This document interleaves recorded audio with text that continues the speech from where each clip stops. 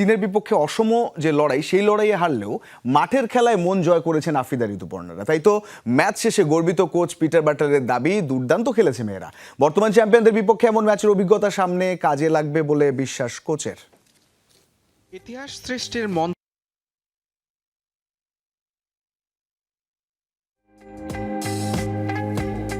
ইতিহাস সৃষ্টির মঞ্চে শুধু জয়টাই পাওয়া হলো না, প্রতিপক্ষ 9 বারের চ্যাম্পিয়ন চীনকে রুখে দিয়েও মাত্র 2 মিনিটের দুঃস্বপ্নে আফসোস সঙ্গী বাংলাদেশের। সিডনির কমব্যাংক স্টেডিয়ামে কামব্যাকটাই করা হয়নি লাল সবুজ প্রতিনিধিদের। এশিয়ান মঞ্চে মেয়েদের লড়াকু মানসিকতায় অভিভূত British coach Peter Butler. We weren't going to come here and sit back and be lambs to the slaughter. আমরা এখানে রক্ষণাত্মক হতে কিংবা বলির পাঠা হতে আসিনি। প্রায় 40 মিনিটের মতো তাদের আটকে রাখতে পেরেছিলাম। এরপর কিছুটা মনোযোগ হারিয়ে ফেলি। সত্যি আমি কিছু ভালো মানের খেলোয়াড় এবং শক্তিশালী বেঞ্চ সমৃদ্ধ একটি চমৎকার দলের বিরুদ্ধে দারুণ প্রচেষ্টা ছিল এটি।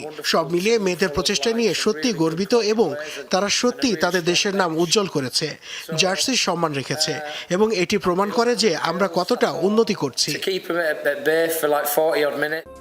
দুটি গোলই বাংলাদেশ হজম করেছে বক্সের বাইরে থেকে।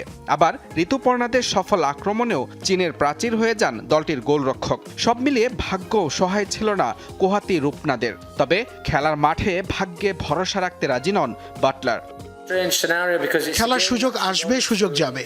অনেক সময় আপনি ভাগ্যের জোরে বেঁচে যাবেন, কিন্তু নিজের ভাগ্য নিজেকেই তৈরি করতে হবে। আমরা এর চেয়ে খারাপ খেলবো এবং জিতবো। সামনে আরো ভালো দলের সাথে খেলবো এবং হয়তো বড় ব্যবধানে হারবো।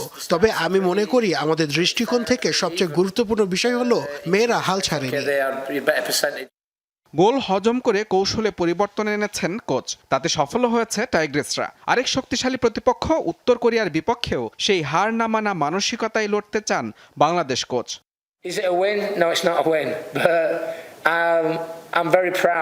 দ্বিতীয়ার্ধে আমরা কৌশলের পরিবর্তন করেছি এবং মেয়েরা আরো বেশি ধীর স্থিরতা দেখিয়েছে। মেয়েদের খেলায় আমি সত্যি আনন্দিত এবং ইতিবাচক। তবে আমাদের এখন এটি কাজে লাগাতে হবে। আমাদের সেই গতি তৈরি করতে হবে এবং উত্তর কোরিয়ার বিপক্ষে ম্যাচের দিকে তাকাতে হবে। কোরিয়ার বিপক্ষে আমরা হয়তো বড় ব্যবধানে হারতে পারি, তারপরও আমরা বদলাবো না, আমরা একইভাবে খেলা চালিয়ে যাব।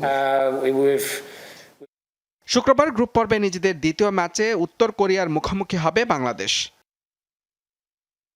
মুজরাবিন তারেক, যমুনা স্পোর্টস।